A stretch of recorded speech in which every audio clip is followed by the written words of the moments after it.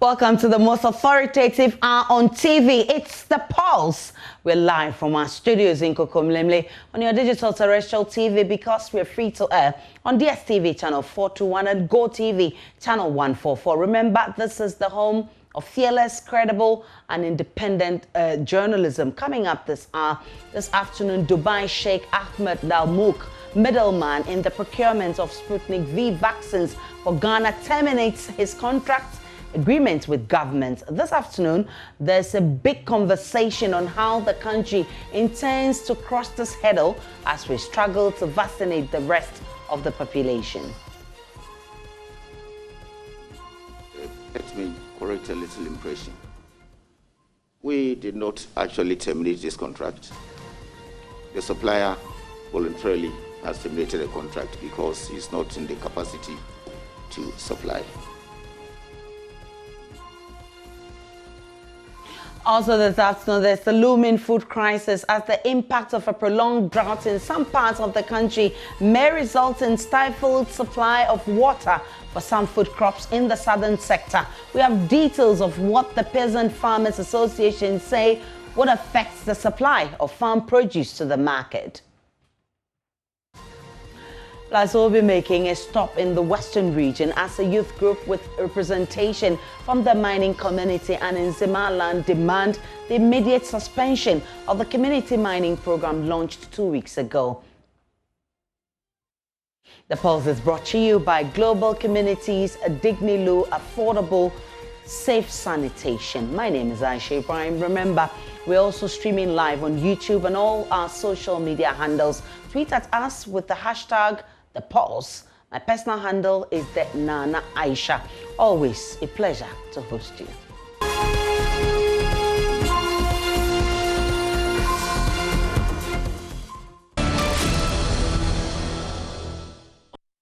Let's begin our conversation with the country's situation with regards to COVID-19 because Health Minister Draman Menu says private businessman from Dubai, Sheikh Ahmed Al Mouk, has terminated his contract agreement with government over the procurement of Russian Sputnik V vaccines to the country. Reason? The Sheikh, in a letter to the Health Ministry, explained that the company was struggling to raise 3.4 million doses of the vaccines. Government came under heavy criticism after it emerged it sidestepped regular channels and resorted to middlemen in the procurement of the vaccine. The health minister subsequently justified the move, arguing government had no choice but to procure the vaccines to save lives of the citizenry. Appearing before Parliament's committee tasked to probe the procurement of the vaccines, Mr. Draman observed that in spite of the 20,000 doses of the Sputnik V vaccines supplied to the country, government is yet to pay any money to the company. For now, the contract will exist, but because of the scarcity, again, SA Global is also giving us indications of the fact that they will not be able to supply. So we are still engaging.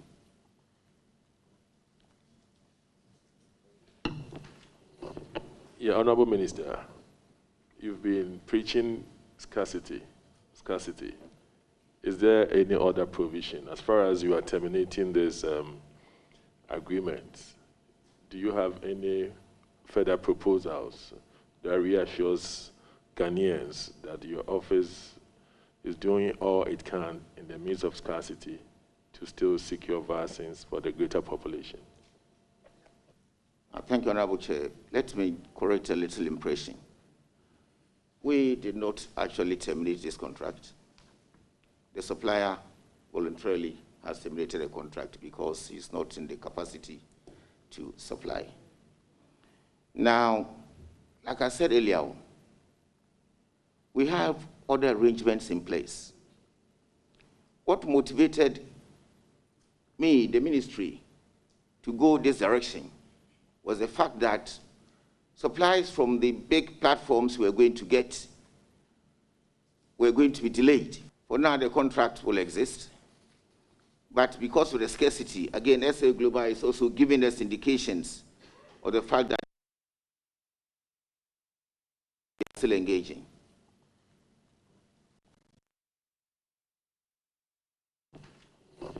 Yeah, Honorable Minister, you've been preaching scarcity. Any other provision, as far as you are terminating this agreement, do you have any further proposals that reassures Ghanaians that your office is doing all it can in the midst of scarcity to still secure vaccines for the greater population? Thank you, Honorable Chair. Let me correct a little impression. We did not actually terminate this contract. It says the second contract with another intermediary firm, SP Global, is also under review. Let's have a conversation on this issue. Dr. Kwame Sapong-Siedu is a pharmacist and a fellow with the Center for Democratic Development, Ghana. I'm grateful for your time, Doc. Good afternoon, and I'm grateful to be on your program as well. Doc, this doesn't come to you as a surprise. Why? Well, you only have to listen to the minister to come to the conclusion that it shouldn't have come to any Ghanaian as a surprise. The minister was unequivocal in saying that the government knew as far back as February that the global supply chain was going to be delayed for 6 months. That's not me speaking, that's the minister speaking. So at that point, they decided to go into a contractual obligation with people who by that time had tried to supply to Pakistan and had gotten into a lot of challenges. So they then went on to breach the contract in April, and they breached in May. How we kept on hoping upon hope that they were going to deliver when we knew that a 6 months timeline, which is what now we have defaulted to because we are now relying on whatever is coming to Ghana from the US and from COVAX, to start our vaccination drive again. So for me, I knew we were going to get to this point. And in fact, I had said that we were going to get to this point because there was no way the guys had the ability to supply. If you understand how Glimea and the Russia Development Fund operate and who was going to actually manufacture the Sputnik vaccine, which was an Indian company, which had been shut down because of the COVID escalation in India. So if you put it all together, the doses were not available. So if the doses were not available even to the regular operatives, how did we expect that the sidearm was going to get it for us? And that's why I'm not surprised. Doc, what does the termination of this contract mean to our vaccination or even building herd immunity? For me, it means nothing because it was not going to happen in the first place. For some of us, we never used this as part of our calculation. So nothing has changed in the sense that it wasn't going to come anywhere. But the second part of your question is towards herd immunity. Our hope should be that if you understand that these vaccines are under emergency use authorization, their expiry dates are normally 6 months because they are produced over a short period of time, which then means that a lot of the global large countries which bought a lot of vaccines have vaccines that would most likely be expiring in August and September, which they are unlikely to use. So from a geopolitical standpoint, they would want to offload it to COVAX and to other countries just to get political gravitas. For me, that is what's going to open the supply chain up. And when that happens, we're going to get vaccines. We know from G7 that the US promised 500 million doses. The minister has said when he was at the interview in Parliament today that we're expecting 1.2 million doses from that. It is very, very likely that that is going to land on our shores because the Americans are way, way advanced in their vaccine rollout that they can afford to shed off these doses. The UK is doing the same thing, and I know that soon Germany will start doing the same thing. So August, September looks quite positive, but we need to see also how India comes along, because last week there was an announcement from the Serum Institute of India that they are also going to start producing the Sputnik vaccine. They are the same company that produces the AstraZeneca vaccine. Should that happen, and should Biological E, the original contracted producers of Sputnik, come upstream, then obviously the supply chain is going to get even more fluid and open up more. And at that time, I would have hope. And that is the point some of us were saying the world will get to after 6 months, and others didn't understand. So I think it's looking a lot more positive from the supply chain standpoint, and therefore I wouldn't worry too much about the Sputnik vaccine. Doc, there's a possibility of a third wave. I'm saying this because just yesterday, the Ghana Health Service has been warning the public as to how dangerous our situation is at this moment. Ideally, what should be our target, or what should we be doing at this moment? Aisha, truth of the matter is, at this moment, even if we were to get vaccines today, it's not going to factor into our drive towards a third wave. I'd explain that, so I'd want to make it clear. So the only option now is compliance with the protocols, because we are dealing with a variant, the Delta variant, which has a reproductive number of 5 to 8. That is extremely contagious. I mean, it's going towards the league of measles and a lot. So you cannot play with your life or play Russian roulette and not wash your hands, not wear your mask. Even if you're vaccinated, you need to do that. Now, why am I saying vaccines wouldn't help us? If you know the way these vaccines work, even with the one-dose vaccines, after your first, it takes about 22 days for optimum immunity to build. And then 2 weeks after your second dose, your maximum immunity builds. If you look at the rollout plans for Ghana and for most countries, between the first and second dose is 8 weeks or sometimes 12 weeks. So if after the 8th week, you are waiting another 2 weeks for maximum immunity to build for most patients, you are looking at a 10-week time window before you can get the impact of the vaccines on the herd immunity or on slowing down the spread of the virus in the community. So we cannot wait 10 weeks. This one spreads too much. By then, if we played that game, we would have infections all over the place, and that wouldn't be good for us. So we shouldn't calculate using the vaccines at this point in time. We should calculate using the protocols. What's the situation in the UK as we speak? We're hearing that now kids are also being infected, especially with the Delta variant. Yes, I mean, that is going on globally. The thing about the UK is, I mean, if you look at January of this year, we were having about 35 to 40,000 new cases every single day, and deaths were about 2,000 a day. Now we are having the same number, and deaths are, the 7-day running average of deaths is about 29 a day. That is how the vaccines have cut down the hospitalization and mortality. If you look at the mortality, the hospitalization graphs as well, hospitalization is down by about 84%.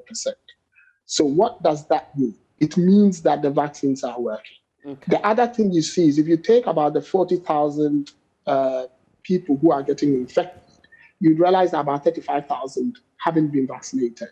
Then there are a significant number of the remainder who have actually had just one dose.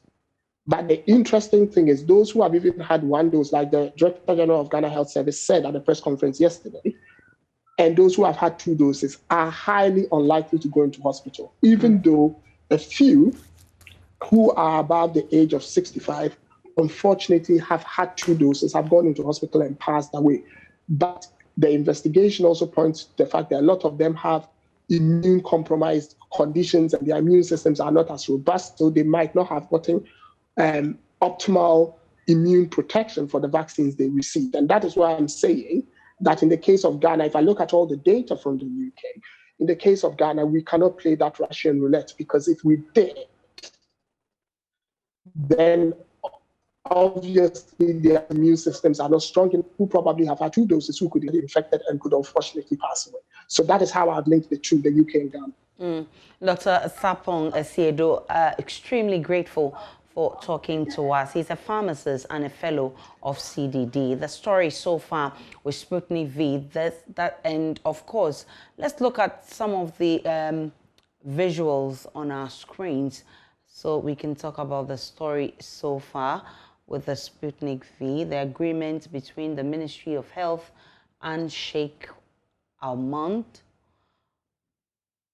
and versus Ministry of Health and the response. So the total price is inclusive of documentation, shipping, packaging, and logistics and expenses. Now, the total quantity of 3.4 million per unit cost is $19. US dollars. The total price is $64.6 million US dollars. The Ministry of Health's response, it says the $19 US dollars per unit price was a result of land transportation, shipment, insurance, handling, and special storage prices. The total quantity 3.4 million and 19 US dollars for per the unit cost. And that's what the Ministry of Health has been explaining today. The minister himself has been giving answers as to why we are not getting the Sputnik V vaccines as arranged with this middleman. Now, it says the delivery status is not delivered. Total 3,400,000 doses, 15,000 vaccines expected on 3rd March. 185,000 to 300,000 vaccines expected by the end of March, not delivered. 300,000 to 600,000 vaccines expected by April 2021, not delivered. 600,000 to 1 million vaccines expected by May 2021, not delivered. And you can see the sign there showing why it has not been delivered. 1 million to 1,485,000 vaccines expected by June 2021, not delivered also. And as you can tell, we are already in July, and the 3 point you need this. These are some of the things you need to note about this whole thing. The 3.4 million doses shall be delivered based on the availability and allocation of the supply to the seller and buyer's ability to purchase. So in this case, the buyer says he can no longer procure the vaccines for Ghana, and that has led to the termination of the contract. The seller will make best efforts to expedite the supply order schedule. And this is from the Ministry of Health's response and the vaccine purchasing agreement. That's where we're getting this information. The Sputnik V vaccine payment terms. Let's look at the payment terms, because the minister has also been trying to justify and clarify some of these things. The Sputnik V vaccine supply agreement between Ministry of Health and Sheikh Ahmed. Now, Ghana is obliged to purchase the vaccine as per the total order in accordance with the supply schedule. If Ghana fails to order the committed quantity, the country is obliged to pay 100% of the total unfulfilled committed amount. Now, upon signing the agreement, Ghana was required to pay 50% for each batch supply order per the supply order specification. Ghana agreed to bear all transaction costs in relation to the transfer of funds to the seller in US dollars. Now, all duties, taxes, charges, costs, and expenses shall be borne by Ghana. But interestingly, the Minister for Health has been explaining that no amount of money has been paid to the middleman who has finally or eventually terminated the agreement to purchase Sputnik V vaccines for Ghana. My colleague Joseph Opoku Gakpo is in Parliament, and he joins us from Parliament with more. Gakpo, what else has the minister been saying?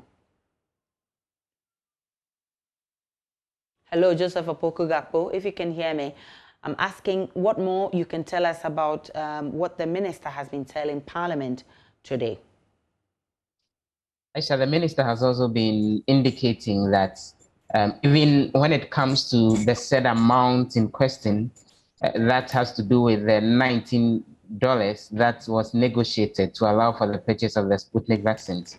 The figure was actually a lot higher than that, and that it took a lot of negotiations to actually bring it down to the $19 figure. So Mr. Kwakwaju explained to the committee members that when they went into a negotiation with the vendor in question, he had actually demanded that for each dose of the vaccine, somewhere between $28 and $38 was the appropriate figure for that. He indicated that he did not specifically recall the figure, and it took a lot of negotiations, including at a point in time, a threat by him, Mr. Kwakwaju, that he was going to pull out of the negotiations in order to bring the figure down to a certain extent. And that outcome eventually arrived at the $19. And he was aware that the real figure, the ex-factory price, was actually $10. But the vendor indicated that other things needed to be added, including transportation and needles and all, which was how come the figure had to go up. And he makes the point that he, as the minister, was frustrated at a point in time by what was happening with the difficulty in raising the vaccines. And so at a point in time, he didn't have a choice than to opt for the figure that was actually being demanded by the Sheikh, which is actually the figure to the tune of $19 per dose, despite the claim that the company itself is actually selling it dose for $10.5. So what's the status of our vaccination exercise as a country? Did the minister talk about when next we're getting vaccines, when next the rest or a batch of the population will be vaccinated? He said a lot of those processes are ongoing with some of the vaccine makers from different parts of the world. In fact, he alluded to how efforts had been made to directly reach the Russian government. A letter was sent to the Trade Ministry, and a letter was additionally sent to the Foreign Affairs Ministry in Russia with a request for some of the vaccines. Those letters, there's not been any response to them yet, which was how come they then opted for the route to the middlemen. He says that currently conversations are resumed with the African Vaccine Alliance as well as the COVAX facility. And the indication is that a lot of what they weren't getting previously was because India was actually not delivering any doses to other parts of the world in terms of the Oxford AstraZeneca vaccine, but they are hoping that from the month of August, that supply chain would resume so that then one way or the other, they'll be able to get vaccines through those sources. But he makes the point that government remains committed to ensuring that Ghanaians are vaccinated and that they will not relent on those efforts at all. But what else has been happening in Parliament today? The sitting actually just began a few minutes ago, just about 5 minutes ago. To mention this as well, at the level of the committee itself that's probing the situation with the vaccines, the sitting has been adjourned to next week, Monday, to allow for the Minister for Health to return. We gather through our sources that when he showed up today, after he had been summoned about 24 hours earlier, he indicated that he had to go for a cabinet meeting later today, so then he wouldn't be available for a very long time. So the sitting today virtually was for him to provide initial details. One quick observation is that the minority MPs on the committee asked virtually no questions except for one or two clarifications, because then they were actually indicated from what we gather, they're looking forward to the real conversation on Monday, because then there wasn't a lot of time today in order for them to put their questions to the minister, including questions about how come the termination of the agreement actually happened just a day before the committee began its probe. And the letter that the minister read on the floor is actually a letter that's signed by His Highness Sheikh Ahmed Dalmouk Al Maktoum, who is a member of the ruling family of Dubai in the United Arab Emirates, on the vaccine supply that we heard the minister read earlier, that it's based on that the termination has happened. There are a lot of questions about whether government has responded to this particular letter that was written to Mr. Draman yesterday, that we gather the committee will interrogate next week, Monday. On what's happening on the floor, the sitting itself just began. We're expecting that the Attorney General, Godfrey Dame, will be on the floor of the House to respond to a question from the North Tongue MP Samuel Okujeto-Ablakwa on the status of investigations into two murder cases. The murder of Ahmed Hussein Twale, the investigative journalist who works with Tiger IPI, and Honorable J.B. Dankwa-Edu, who is a former member of parliament for the Ebuakwa North constituency, and as well two other individuals, Professor Emmanuel Bene and Eko Hayford, who is a former member of parliament. So we're expecting the Attorney General to come respond to those questions. As well, we're expecting two other things to happen. The loan for $28 million for members of parliament to actually procure cars. The Finance Committee has recommended its approval. The House is expected to debate the report of the Finance Committee on whether that particular request should be approved. That's also expected to happen a little later today. And finally, Aisha, we're also expecting that a motion that has actually been filed requesting a parliamentary probe into the Frontiers Healthcare Services deal at the Kotoka International Airport to allow for the testing when it comes to COVID-19 vaccines.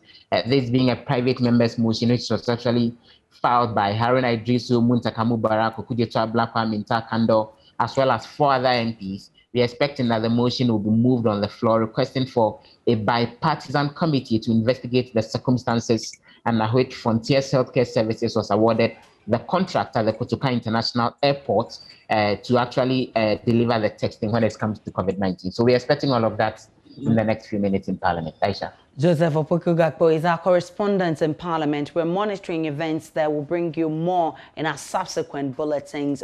But let's get onto the Ghana Health Service website and check updates of our COVID situation. As at now, new cases stand at 158, active cases 2,512. Confirmed cases now stand at 98,114 and recoveries 94,796. Death toll has risen to 806. Away from COVID-19, the Akemehene of the Apinto division in Takwa, Nana Kwabno Obi II, has confirmed the mysterious disappearance of the Jasehene of the Apinto Divisional Council. Dr. Nana Adakwa Bediakon III on Tuesday confirming the disappearance to JoyNews. He said the driver of the Jasehene called Papa Kwesi on Wednesday, 14th July 2021 around 7 p.m. and he saw the car of the Jasehene parked in front of Abbey National with the chief nowhere to be found. Correspondent Inathalia Kwanza joins us on Zoom with more. Inathalia, tell us more about how this whole thing happened. Hello, Inathalia. If you can hear me, I'm asking you to brief us on exactly how this whole thing happened. Hello, Inathalia Kwanza. Hi, Aisha. Yes, you're on. Hello. You're on. Yes, Aisha. So the Jasehene, the Achiamehene I spoke to this morning said that on Sunday, 11th of July, he had a call from one Kakra who happens to be the nephew of the chief of Apinto. And he said that he would eliminate the Jasehene, who has now disappeared, within 5 days. So he went to the house of the divisional chief for Apinto Divisional Council to inform him that this is what your nephew is saying. So they called this Kakra on phone, and repeatedly the Kakra person said that yes, he would eliminate the Jasehene who has gone missing within 5 days. So on the 3rd day, which was yesterday, the driver of the Jasehene called him the Achiamehene and told him that he cannot find the Jasehene. He saw his car parked in front of Abbey National in Takwa. Apparently, his 2 phones were in it, and his car key was in the ignition, but he was nowhere to be found. According to the Achiamehene, he rushed to the house of the Jasehene. He could not be found, so he went together with the driver to the Takwa Divisional Police Command to make an official complaint of the missing of the Jasehene. He, together with the police, came to the house to search for the Jasehene. He was nowhere to be found. So this morning, the traditional rulers of the Apinto divisional area rushed to the police command that is in Takwa to inform them to make another statement from the traditional council that the Jasehene is nowhere to be found. Aisha, I called the Western Regional Police PRO, DSP Olivia Rabner-Duku this morning. She said she doesn't have information to which she would get back. And as of now, she hasn't gotten back. I have called the Takwa Divisional Police Command, and they also said they can't speak to me for now. And how is the Apinto Divisional Council taking this news? And what's the general mood in the area? Well, Aisha, they are unhappy for the Achiamehene, who happens to be the spokesperson of the Divisional Council. He says that they don't have anyone to point to except this particular Kakra who called him on Sunday because he had given him 5 days. And then on the 3rd day, the chief is nowhere to be found. They are not happy. The whole town is in a state of dismay, shock, because they don't know how come someone would give this threat and then within 3 days, the chief would disappear just mysteriously. So it hasn't been easy for them, Aisha. Nathalia Kwanza is a woman in the Western region. Nathalia, what exactly? Okay, so you said the police hasn't said they don't have any anything on this yet, right? Yes, I called the police PR, DSP Rabna this morning around 10:30, and she says she doesn't have information. She's calling the Tapa Police Command and gets back to me. But as at this time we are speaking, she hasn't gotten back. I've also called the Tapa Police Command, and they said they cannot speak to the issue now.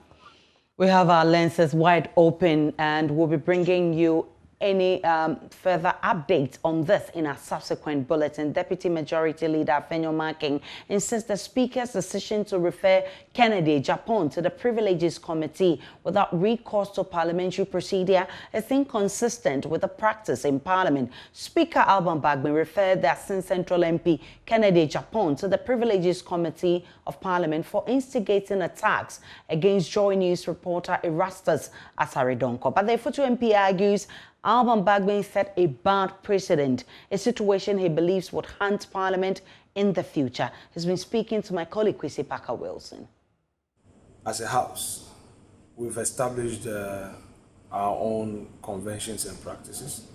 Again, we are bound by our rules, standing orders, and that the precedence of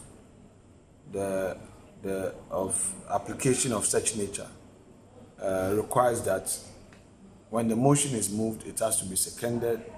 Members are given the opportunity to express their views on it. This is not what happened, and I disagreed with Mr. Speaker on the ruling he made. So you think he erred, clearly? I said that I disagree with Mr. Speaker on the ruling he made. That notwithstanding, that is Mr. Speaker's decision. I believe that procedural propriety is very essential in any inquiry, in any referral. The position is that when all men find a man's hand in the till, his guilt must be proven. So I am a student of parliamentary jurisprudence, and there's no way I would want to go on a path other than the known path of parliamentary jurisprudence. That is why I felt that the approach was not consistent with the standing orders. Now, those who have said that clearly the videos are there, we've heard the voice clearly, so there was nothing about procedure. Clearly, individuals petitioned Parliament, and the Speaker took the right decision. We are talking about procedure. Did the Speaker see the video? Did the honourable member even procure the video to mount his argument? You see, sometimes we create these impressions about certain things, and at the end of the day, it comes back to haunt us. We shouldn't create an Okotodi and a budget situation here. All right, we shouldn't create an Okotodi and a budget. A member of Parliament has his own right to make applications to Speaker. Speaker must determine it. It's been determined. Let us see the next step. But I have made my point that let's follow due process. Nobody will recommend that if a person is caught stealing, he should be stoned to death. You know that. Even if every eye saw him stealing, the law requires due process. So, would a person be wrong if he invites an authority to ensure due process in any matter? I don't think so. Afenyo Marking is Deputy Majority Leader. Meanwhile, the impending appearance of Honorable Kennedy Japan before the Privileges Committee on the back of the blatant threats against the journalist Erastus Asaridonko is a test case of whether Parliament can punish their own. That's according to the Executive Director of ACEPA, Dr. Rasheed Draman, speaking earlier on JoyNews. Dr. Draman said for those who believe the referral to the Privileges Committee will amount to nothing must be proven wrong. That the committee is going to do its work independently.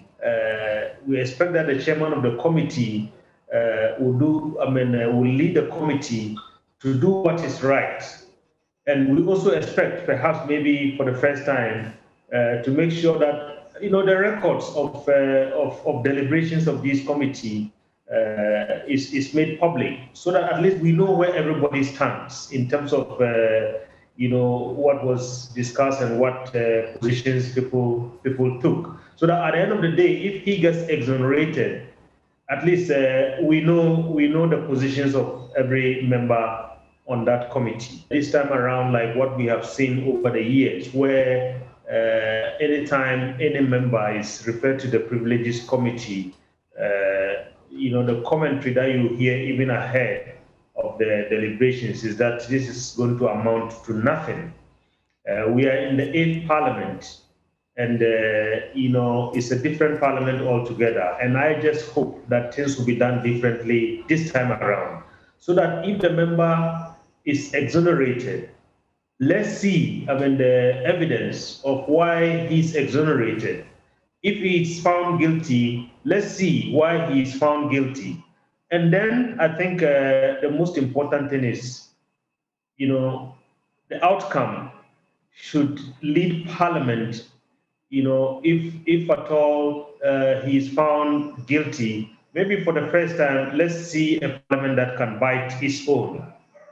Dr. Rasheed Draman is Executive Director of the Africa Center for Parliamentary Affairs.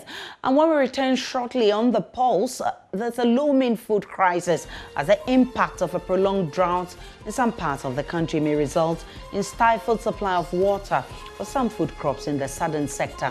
We have details of what the Peasant Farmers Association say will affect the supply of farm produce to the market. This is the pulse.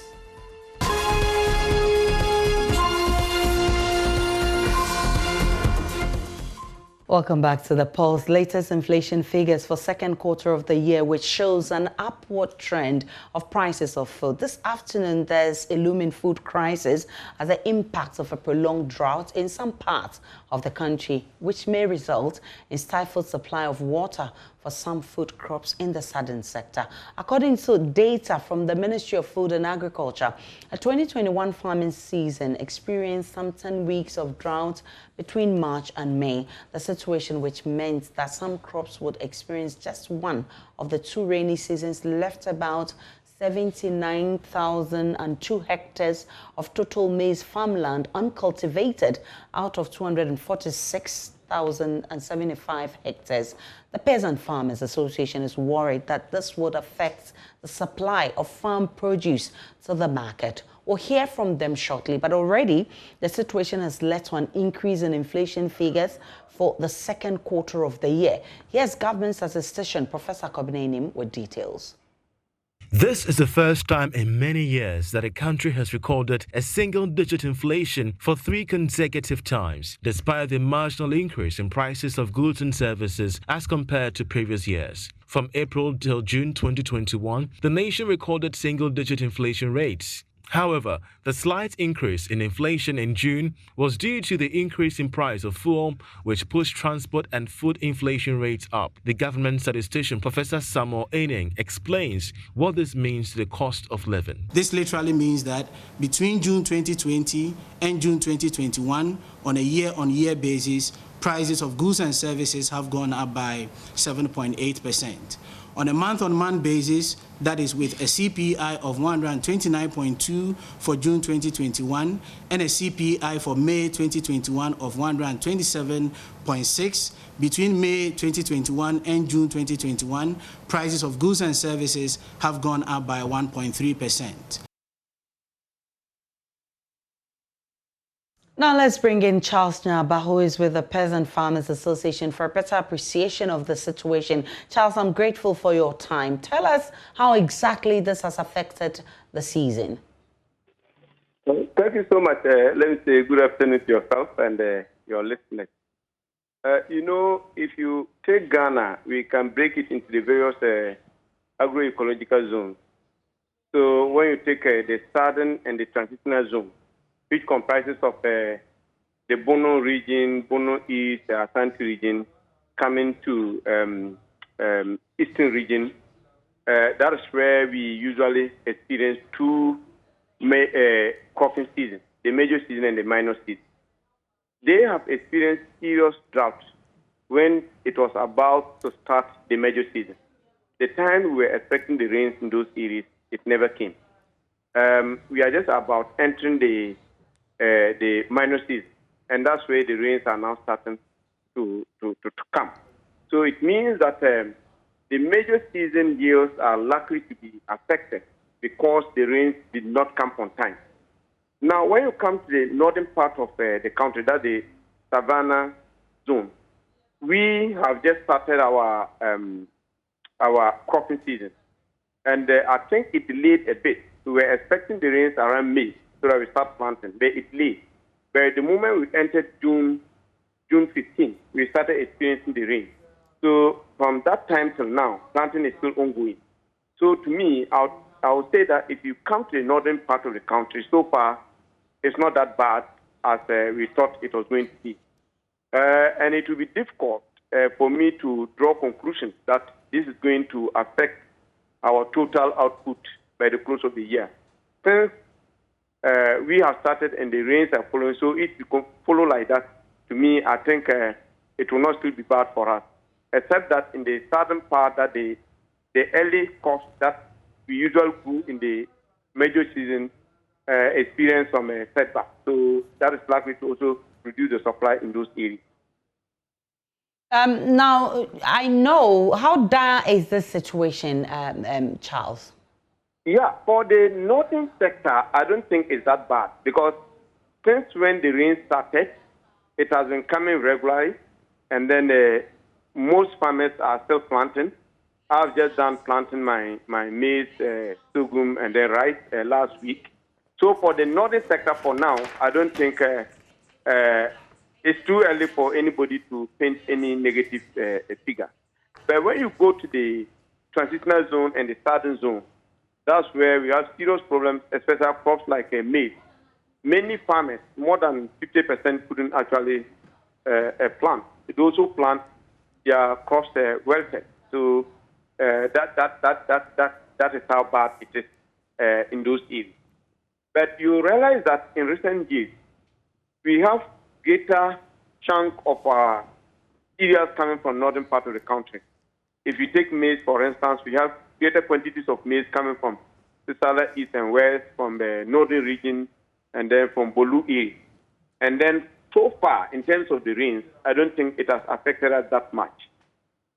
So that's what I can say.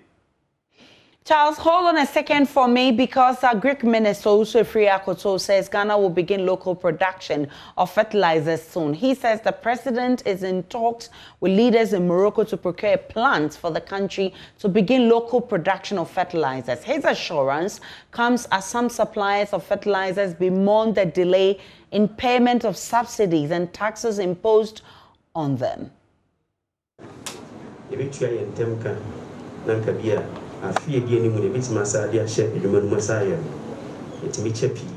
are not paid on time, although we need the money to further our business.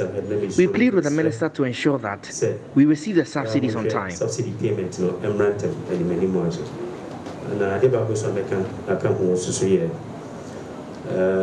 this year, subsidy, especially fertilizer. A boy, yeah, turn on market now. Yet they might say it me a supply, no more as in terms of.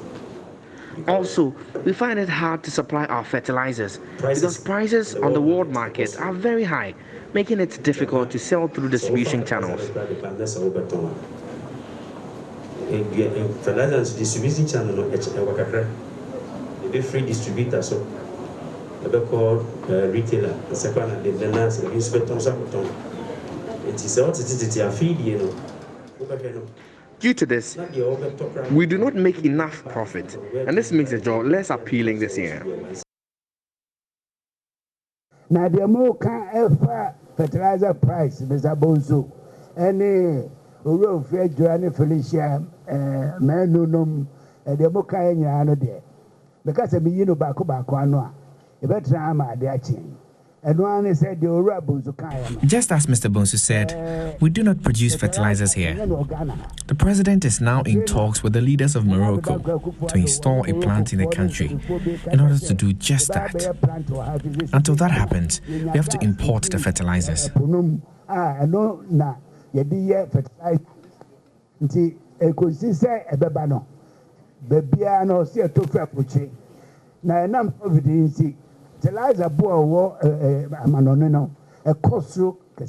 And the prices of the fertilizers we import have gone up. Even the shipping cost has gone up too, making the fertilizers expensive. But due to that, we cannot give them out for free.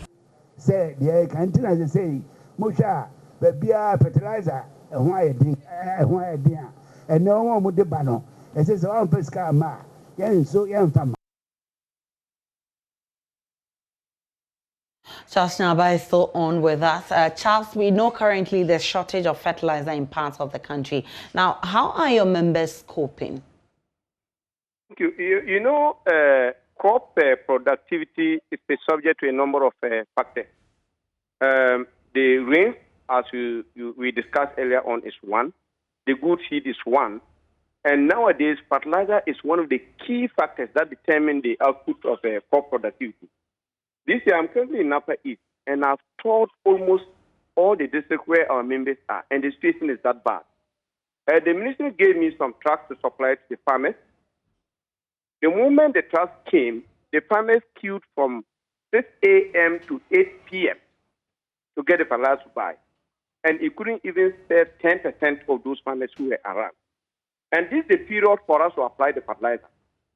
Fertilizer is time-bound. If the crop needs the fertilizer, you don't apply it and then you put it later. I mean, the usefulness will be useless. And we realize that there is a serious shortage.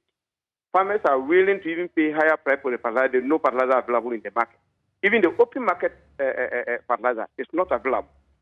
Our checks suggest that most of the fertilizer importers that government gave them a contract to supply couldn't bring it because government owned them for what they supplied last year.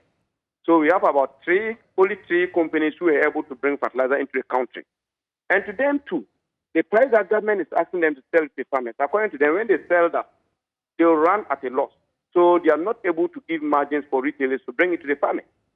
So even though there are some small stocks in Accra, Tema, but when you come to the field, most of the retail stores are still empty. So because of that, we held a meeting. We agreed for government to adjust the prices more. So contrary to the earlier PFJ price of 48 Ghana cedis for the MPK, it has been adjusted 2 days ago to 53 Ghana cedis. And even with that, the companies are still finding the difficulty in giving margins for retailers to take it to the district where it is needed. So we hope that with that adjustment, the retailers will quickly clear the fertilizer that is there so that the farmers will be able to access. So this is the factor that I would have actually wanted us to discuss in terms of system for 2021-2020, because most of our lands are now infertile. So without applying fertilizer, it's going to affect crop yield drastically. So if this issue is not addressed by the end of this week to next week, the situation will not actually be too good for us in 2022. Charles Nyaba. Let me just land here. We had a conversation with the coordinator of PFJ, who tasked the fertilizer companies to actually clear all the stock that they have, make sure that all smallholder farmers, especially women, have access to the fertilizer. So if that is done, we are hopeful that by the end of the year, we will still be able to meet our target.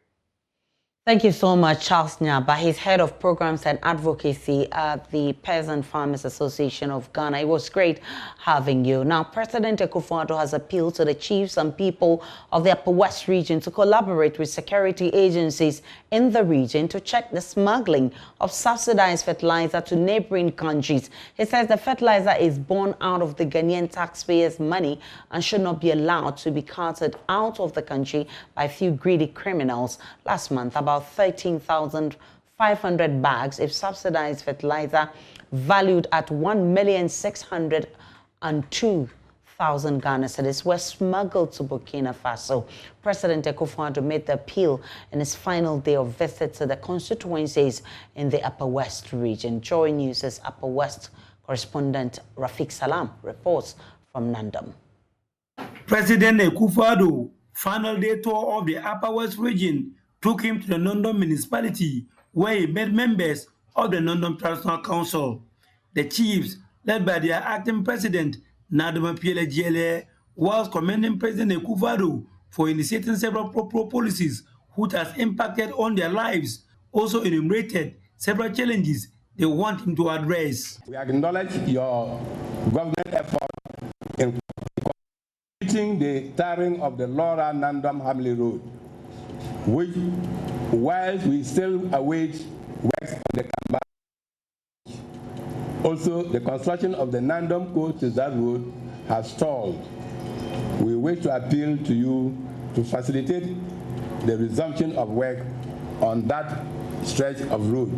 President Akufo-Addo thanked the people for voting to retain him in power alongside Interior Minister Ambrose Derry and recalled what their partnership has brought for the people of the area. Last year and the year before when I came, one of the big preoccupations of everybody in the Upper West was the incidents and spate of armed robberies in the region. With the active support and engagement of your own very worthy son, the Minister for Interior, Ambrose Derry, we've been able to work on the matter, and today armed robberies in the region have reduced significantly. Use the opportunity to appeal to the people to work in tandem with the security services to halt the smuggling of subsidized fertilizer into neighboring countries. About 13,500 bags of subsidized fertilizer valued at 1,602,000 Ghana cedis were smuggled into Burkina Faso through the Sasala West district last month.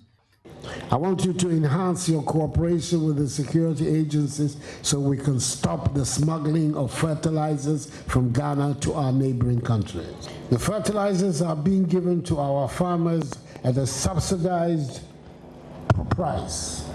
These subsidies are being borne by the Ghanaian taxpayer. They are the responsibility of government and therefore of the taxpayer. We should not allow a few greedy criminals to take fertilizers subsidized by all of us across to sell in Burkina and Faso. They are bringing disadvantage to all of us. The president earlier was at Lamuse, where he met the chiefs and some developmental heads in the district. Paramount Chief of the Lamuse traditional area, Kuro Isaka Kazier II, commended President Akufo-Addo for the stream of programs and projects initiated which are of immense benefit to the people. He, however, appealed to the president to go beyond the Northern Development Authority and other funds to help poor districts in the northern Gulf of the country. I would therefore wish to add my voice to the call to the President of Ghana to consider giving Northern Ghana a special package beyond the $1 million per constituency, because you have put me in the Northern Development Authority. It is really a challenge, because it is woefully inadequate to be able to bring about any development to Northern Ghana. One of the reasons why President Akufo-Addo is in the Upper West region is to see for himself the challenges that is being faced by the people. For the past 2 days, he has been here and has seen it all. It is therefore the hope of the people that the president will do a quick fix on these challenges. Reporting for JoyNews, Rafiq Salam, Nandam.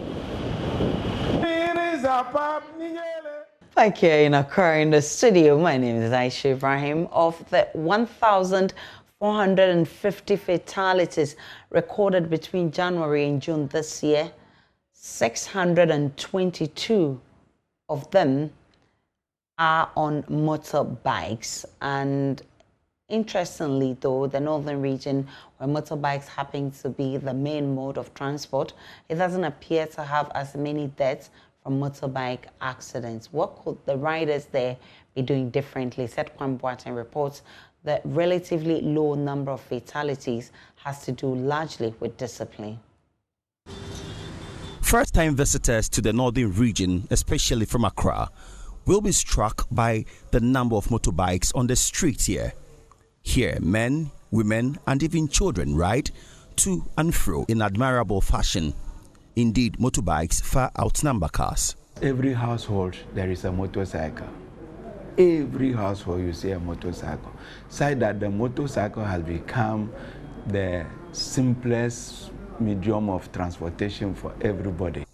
In 2020, for example, while the Driver Vehicle and Licensing Authority registered 7,500 motorbikes, only 829 vehicles were registered in the entire year. The trend appears to be no different this year. Early May, but we have registered 3,172 motorbikes so far against 593 cars. Ironically, statistics from the police MTTD suggest only 20 lives have been lost through motorcycle-related accidents in the region from January to June this year. In the Greater Accra region, however, 102 motorbikers have died in just 6 months, with 105 dying in the Eastern region and 86 in the Ashanti region. The National Road Safety Authority boss here, Alexander Ayata, explains why the fatalities are that low. In the southern part, I think they basically concentrate on passenger. But here, we concentrate much on the usage of the motor. And again, I will add this. When you get to traffic lights, it will surprise you. I've been at Accra, people don't, when it is red, they're riding. But here, they will stop. Just a few, one or two will make a move. But the fact that we are able to speak to them and we give them, at times, for some time back, we need to show them films, how people dropped from their motors and broke their heads. It is very true, especially in Accra, where they ignore the traffic light and so get crushed, fall off their motorbikes and die on the spot.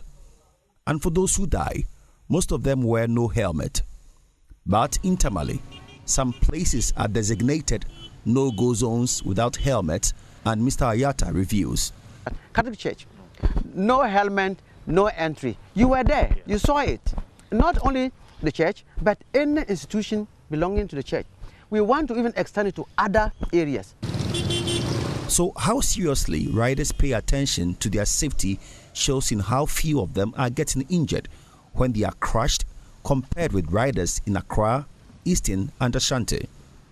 In just 6 months, while 47 motorcycle injuries have been recorded in the northern region, in the Greater Accra and Eastern regions, 600 and 285 people have been injured respectively. In the Ashanti region, 86 injuries so far. At the Tamale Teaching Hospital, there are patients who testify, but for their helmet, they would have been dead long ago. A child was about to cross the road. I just saw the child like in a meter, a distance of a meter. So in trying to save the child, I swerved and I went off. I felt with my forehead, but then because of the helmet, my teeth hit the ground. So my teeth is actually also affected. But because of the helmet, I was able to save my head. At various intersections here in Tamale, it is amazing how almost all riders, with the exception of a few, respect the traffic light. For them, red really means stop. Because of the education that the MTTU and the National Road Safety Commission are giving to the citizens or the people of Tamale, they go to realize the danger in certain, like when a traffic light show red and you pass, the danger in it. It's better you hold on. When it show green, yellow, you get ready. When it show green, you start moving. I think this is one of the ways we can do that, by obeying the traffic rules. So I think that's the rationale behind that. Okay. We are putting our own conscious effort in order to make sure that the risk of traffic accidents reduce on our part. The government has their part, and we the citizens also have their part. So we need to all come together and then make sure that we fight against this canker in our nation. Well, if you don't stop, there is other traffic light that shows green. So definitely, if you don't stop and that one is green, people are moving. So once you move, you collide with the others. So if you are a rider listening or watching, just remember, respecting the red light means you cherish your life. My name is Seth Kwame Boatin.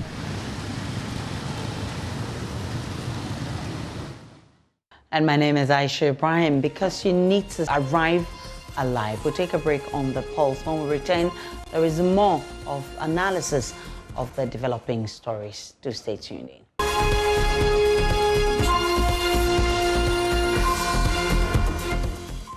Welcome back to The Pulse. This afternoon, your TV experience just got better because what don't you know? Your favorite humorous show is coming back strong with season 5. Nana Jesu Wusu, NGO, is the host. He's with me in the studio here, and you know what to expect. A lot of excitement. Hi, NGO. Hi, Aisha. Can you tell me? Yes. Yeah. Which advert, which commercial is that? Any commercial that you want it to be. -2. -2. I've taken -2 off. Wow. Okay. You know you look better in person. I do? Oh, wow. So what should we expect in season 5, NGO? Wow. Expect that you will win. I will win? Yes. Okay. Are you single? Are you single? No, I'm not. This is a serious show. Please, let's get serious. This is Pulse. Okay. Yes. So ask me serious questions. What should we expect in season 5? Well, season 5 is going to be exciting as usual. We're bringing your favorite celebrities, all of them coming through. They're going to have a lot of fun. And we've added new categories, new segments as well. That is going to make the show more exciting, more fun, more interactive. And as usual, I'm always going to be in my element. And since you are married, sorry, you are not single, not ready to mingle, it's rather unfortunate. I'm going to invite you on the show, but we all know what's going to happen. I definitely will be there. You will lose. Will I? Yeah. Okay, I'm single. Now that you are talking. I knew that you were single. NGO. Yes, my baby girl. Okay, so when I come on, what are some of the things I should expect so that I can prepare proper? For someone like you, don't prepare. I shouldn't prepare. For someone like you, don't prepare. Just come. I should just come. Just come and just look good. So if I ask you,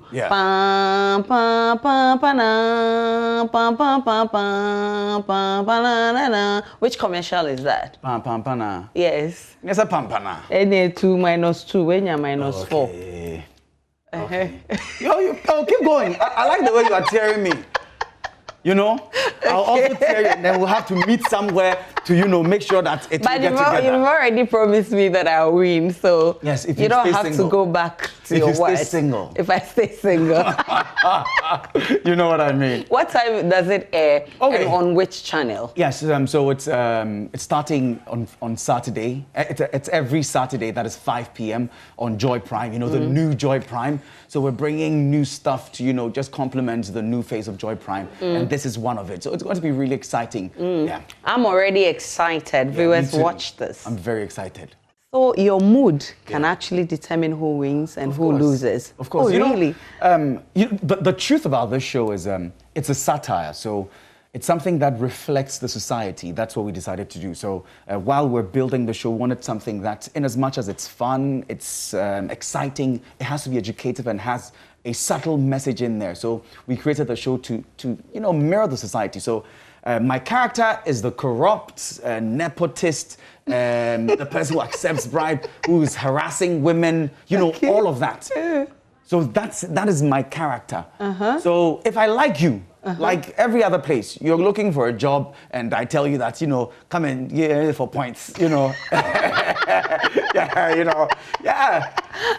that is it. Yes, if I know you, you are my sister, we come from the same hometown, or, we come from the same place, you're wearing a shirt I like, I can just give you points. And unfortunately, that's how society is as well. So. And when I come on your show and I'm like, oh, you're looking good, you have a beautiful shirt there. Yes, you want me to take it off for you?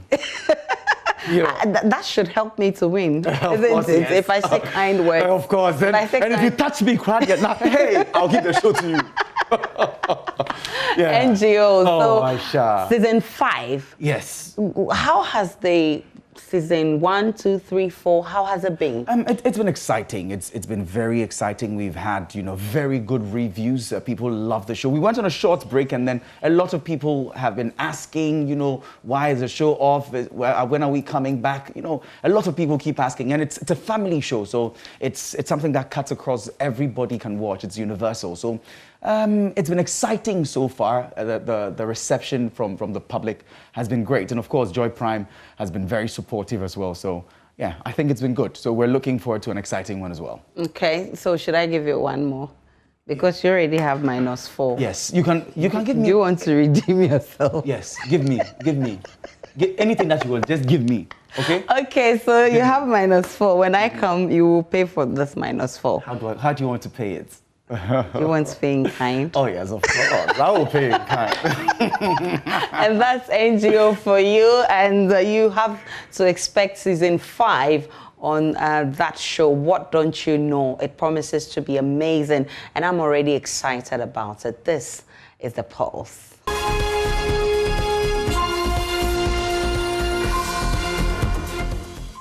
We are back on The Pulse, and there are other issues to talk about. More than 20,000 Ghanaians who benefited from the Student Loan Trust Fund could face prosecution as the fund adopts aggressive measures to recover nearly 45 million Ghana cedis locked up with beneficiaries. The beneficiaries have failed to settle their indebtedness after completion of their studies in tertiary institutions, denying others the opportunity to also benefit. Names of defaulting beneficiaries have already been published. Here with me in the studio is Kofi Abil Nkrumah. He's head of operations at the Student Loan Trust Fund. Kofi, I'm grateful for your time to join us this afternoon.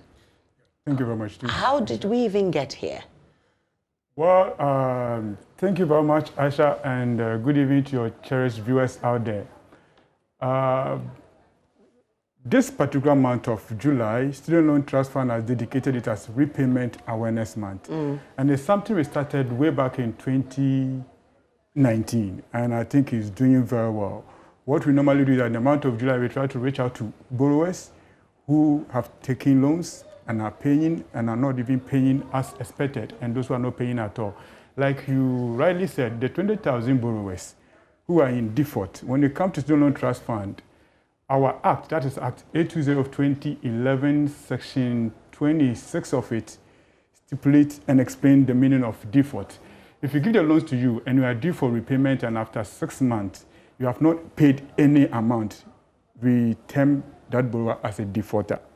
So these 20,000, some are paying, but they are not paying on schedule and they are not paying as expected. So it's not that alarming. But we are using this opportunity to reach out to Ghanaians that whoever has benefited from the fund, they should be able to repay the loan so that others can benefit from the scheme. Okay, so how exactly is that affecting current students who need the loan? What is happening is that the number of people who are interested in the loan is growing.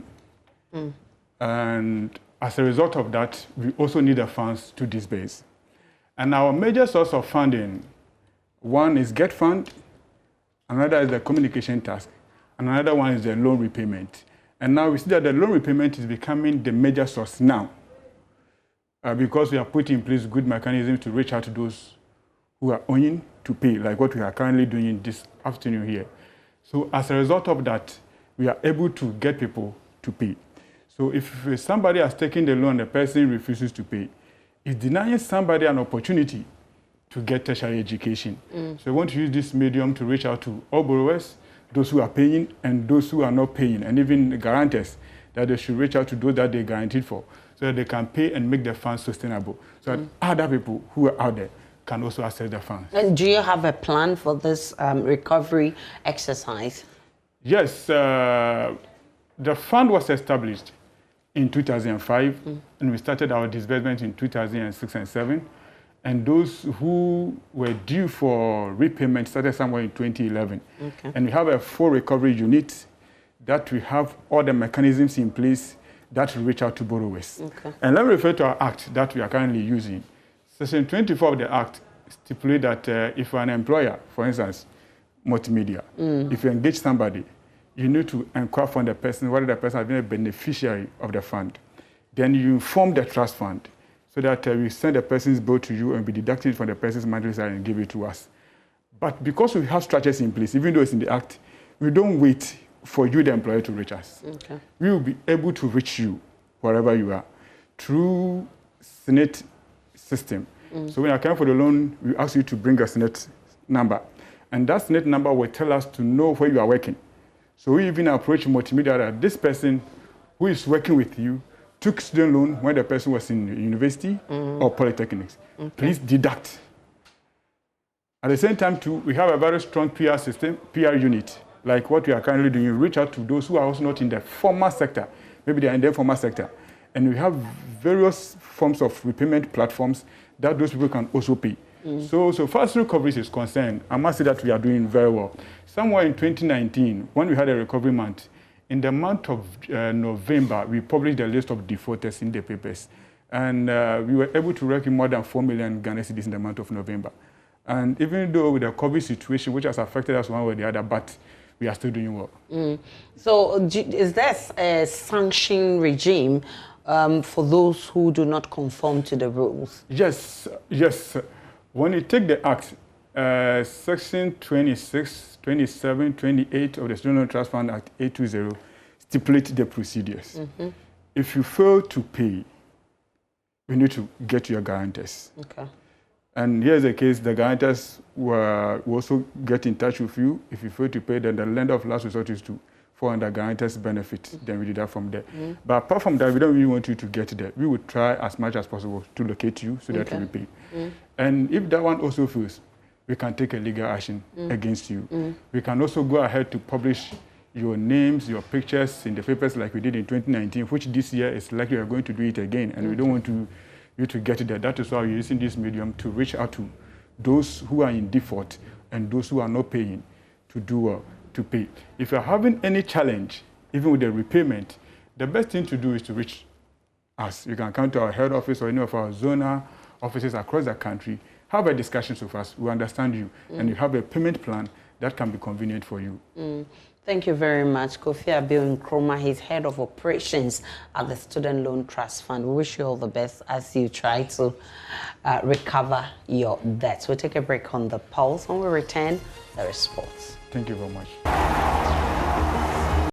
Time for sports now. Accra Hearts of Oak, the Masters, have ended their 11-year wait for a Ghana Premier League title after a draw with Liberty Professionals in a Week 33 game at the Accra Sports Stadium last weekend. Midfielder Emmanuel Nete played a key role in Hearts of Oak's campaign this season. He has been speaking to Joy Sports' George Adu Jr. Salifus corner. Goalkeeper Ben Asari gets it away. And it's a belt over goal. Emmanuel Nete. Stupendous. This is magnificent. What a bullet of a strike from Emmanuel Nete to put us ahead by 1-0. Okay, Emmanuel, thank you very much for your time. Congratulations, you have won the Ghana Premier League, and for the first time for Accra Hearts of Oak since 2009. Did you believe you could win the Ghana Premier League this season? Thank you very much for your time, George Ado. And yeah, I believed with the teamwork and the love we had for each other, we could, because I granted an interview 10 months ago in the studios of City FM, where I sounded so sure we were going to win the league. And me believing so much in God actually made me bring out that words. And I thank God today, those words I spoke out there in the studios of City FM has actually come to pass. And we are just so happy about it. Look, it was not an easy season the way it went. Why were you confident at the start that you were going to win? Why were you confident? I have this thing up with myself. I've never been a loser. Yeah, there's been battles I lost, but then I used to come back stronger to win them. And before I signed for Hearts of Oak, I actually came into a covenant with God. I want to leave my name in the history books of Accra Hearts of Oak. And my God has never disappointed me. I always keep saying, J Giddy Giddy, God is the reason. And people think it's just a mere saying, but I know what is attached to it. Whenever I say God is the reason, I came into a covenant with him. God, help me do this. Let me do this. And I believe right from the onset, before putting pen to paper, I knew before I leave Accra to Hook, we were going to break that long jinx. And you have. Is it a God thing or a little prayer thing that is on within the Accra Hospital players? Because I saw your goalkeeper Richard Atta tweet God and God and God and God alone.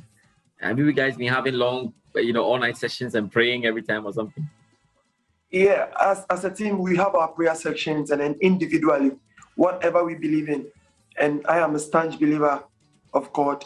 I believe is the epitome of whatever that happens to me in my life. He has been the head of my life. And ever since I relied and I trusted so much in him, he has never failed me. So it's been God individually and collectively as the team. Collectively with the team, it's also been God. Wow. So let's talk about the season. Where do we start from?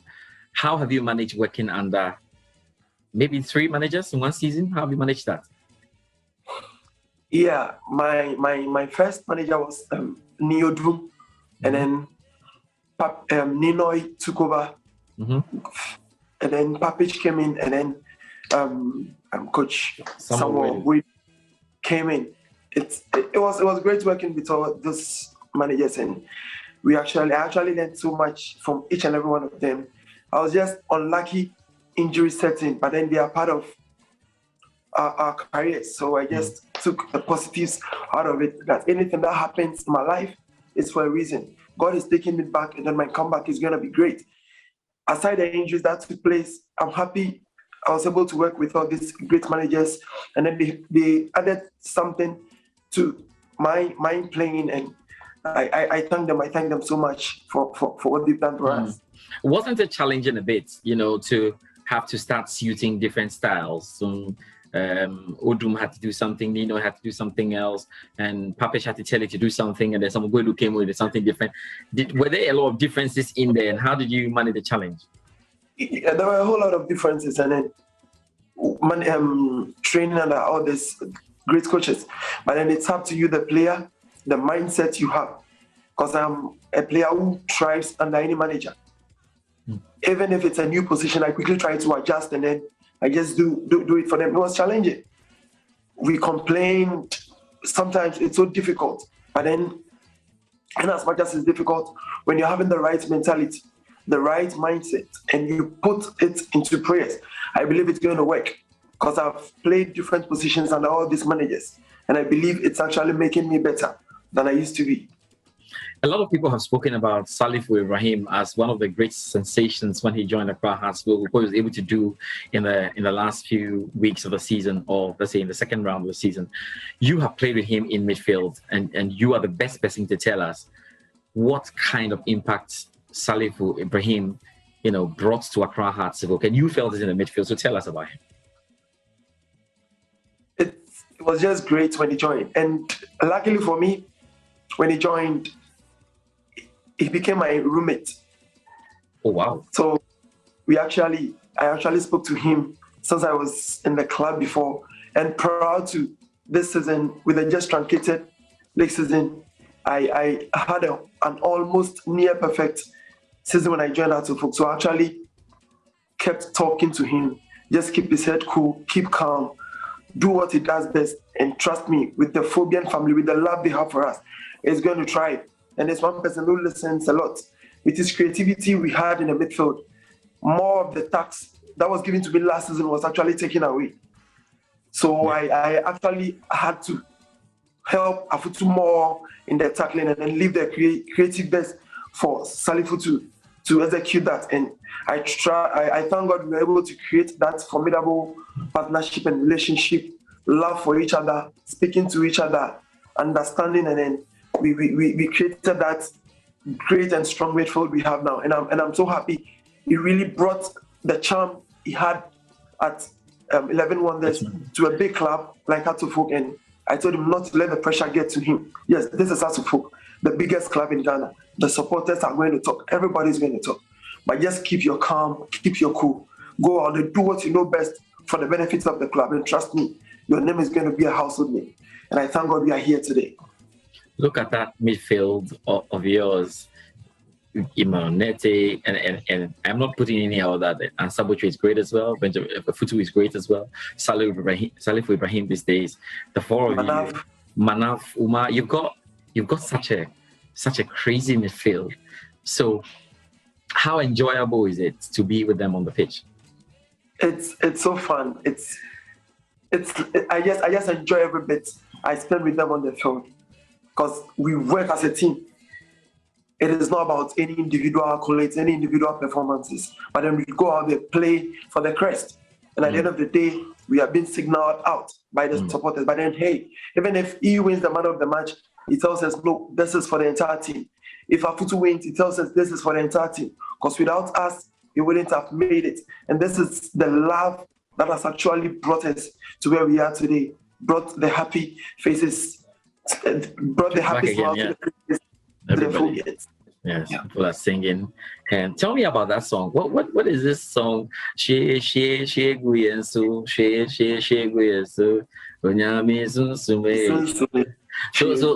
where did that one come from? You know, we love to pay attention not just to the songs we sing, but then the words in the song. Because if we pay close attention, we are asking God for his divine blessings upon our lives. I believe without that, there is nothing we can do. So we seek his face. Let his blessings fall on us. Yeah, people are going to do whatever they want for us, but without God's blessings, none is going to yield fruit. So we go on our knees, we pray to God to let the heavens, let the rains fall on us, let the blessings be upon us. And that has been one song our fans so much. Charlie, it's when the last time, I think one of the games, I can't remember, at the Crossport Stadium when you won the game and the fans spent a lot of time there singing with you guys. I mean, it was chilling. I mean, to see how the song was having an impact. It's all good. Let's talk about Samuel Boadu, your coach. Why do you like him so much? Because there's so much we see around you guys. Why do you like him so much? Yeah, it's not just a coach to us. I see him to be a father and manager to us because it's fun to be around it with, jovial, prayerful, like everything a kid would want from a father. Yeah, he has the listening ears. Whatever our problems are, individually, he talks to us. He motivates us. Like it gives us so much. So if you have such a man working with, I don't think there will be qualms, there will be hitches that is going to block us working for him. He's created a very serene environment for us that we can call on him on any time. And he's so down to earth, He treats us like we are his brothers. But then yes, we know he's our coach. So when it's time for work, no jokes. After work, we can joke as much as we can. Yeah, it's a man I really enjoy. I've really enjoyed working with. All right, when you see him on the touchline and he's lifting his hands to the skies when you scored a goal and he's screaming, "Thank you, God! Thank you, God!" What does that do to you guys? I actually saw the video after I scored against Olympus. Yes, where he raised his hands and he was just thanking God for. Wow. I have actually not seen him celebrate that way before. Because most of the times I am on the field and when the goal is scored, we all run in to congratulate our mate. But after the game, when I watched the video and our assistant coach dancing, I was like, yes, these are people who really love the colors of our club. These are people who want us to get somewhere in our life. I just love it. I just love it. Good. So at which point in the season did you guys start feeling like it is coming home? Not the England coming home, but you guys felt that it is coming home. You are winning the Ghana Premier League. I would say right from the start of the season, even though it was challenging, it was tough for us. Yeah. At the point we were 17th on the log, got to 14th. We were not given any dog chance. Yeah. We actually had to sit down, ask ourselves questions. Before the start of the season, we spoke to ourselves. We need to make a name. We need to carve an inch for ourselves. This is the time. We have 34 matches to play. We shouldn't get down because we've lost the game. 33 matches more to go. We have to take it match after match. Forget about our opponents playing. Let's concentrate on ours. Because at the end of the day, when we are done, we'll get to know their results. Let's get out there, get our 3 points, and then we see how it goes. So after we played Ash Gold in Obuasi, where we lost. Yeah. And then we actually came back, had a meeting, and we're like, that it's a game. 3 points is gone. It's still not over. It is now. Now, this is the time. We have to start preparations towards winning the league. And then with the help of our coaches, our technical team, the entire body management, we actually came together, spoke, and then we took off. And by the help of God, whatever we prayed for, but it worked out. How disturbing was it for you that you couldn't win that Olympics game, the second leg? Yes, of course, you lost the first leg by 2 goals. Now that's fine, but you needed to win that game, you know, to be right in touch with winning the Premier League. But you drew that game 1-1 after you had gone ahead with that, just with a fantastic goal that you put in yourself. How did it disturb you guys after you realized that it was 1-1? Yeah, we were so disturbed because, you know, there's our neighbors, the rants and everything on Twitter, like on social media. Like we need to silence them for once. We need to put them to where they belong to. But then it's a game. It's either you win, you lose, or draw. We came into that game all charged up. We actually forgot we were the away team after we went ahead. Yeah. Because it was played in Accra, we thought we were still the home game. So we were still pressing for more goals. But then we forgot we were the away team, where we could have shielded and protected that one goal. But then it's a game. They had their chance, they took it, we drew. That wasn't the end of the road. We came back, our assistant coach, our coaches spoke to us. Yes, we have lost 1 point. It is not over. Let's concentrate on our next game. They are just Olympics. One of the 17 teams playing. So we're done with that. Let's concentrate on our next game. So we actually had to put that behind, even though it was heartbreaking for us because we needed to get that 3 points to catch up with Kotoko, who were actually first by then. And then, hey, the draw was actually a blessing in disguise for us. Yeah. So we just put that behind and then we surge ahead. Right. So let's talk about the biggest game of the season, obviously, because Accra Hearts was supposed to play against Kumasi Asante Kotoko at Casper Stadium. Before that game, what was your thinking? What were you thinking ahead of the Hearts Kotoko game in Accra? I just had one thing behind me, which was to revenge. Because last season in the truncated league, they won against us 2-1 in Accra. We couldn't play the second leg. So I actually wanted to settle my score with them. I don't want to lose against them. Yes, I don't want to lose against them. So I just had one thing behind me. We need to win. If we are going to play dirty to win, fine. If we are going to play good football to win, we just need the 3 points. Because it actually got to a time, we were actually playing all the beautiful football, but then the results weren't in our favor. So if we are going out there to play dirty to win, not to have an effect on our opponent, fine. We just playing our own game and then we get the 3 points. So with Kotoko, I just had one mindset. I need to revenge for that loss against them last season. So at the end of the day, I played 2 times against Kotoko. I lost 1, I won 1. That was it. So it was just one thing behind me. In your mind. So you were pumped up. You were pumped up. The stadium had a lot of supporters. The hype, and we were part of the hype. Joy FM, the hype for it was big. With our ladies wearing their jerseys, everybody was looking forward to it. It was a game in 37 years that had not decided, or that was actually going to decide the Ghana Premier League title. You lose this one, you have lost momentum, and you came into it. After all the prayers had been said, everybody has lined up, you get onto the pitch, and then there's say, can you just take me through what you went through before you went off, because this is a game that you really wanted to play. So just take me through it. So the game started, and what happened? The game started, and before we actually came from the channel to the field for the normal handshake and stuff, which is not being done now. I was actually the last person left in the tunnel with 2 Kotoko players who were refusing to get onto the field. So I see. I see. Yes, I was actually the last person.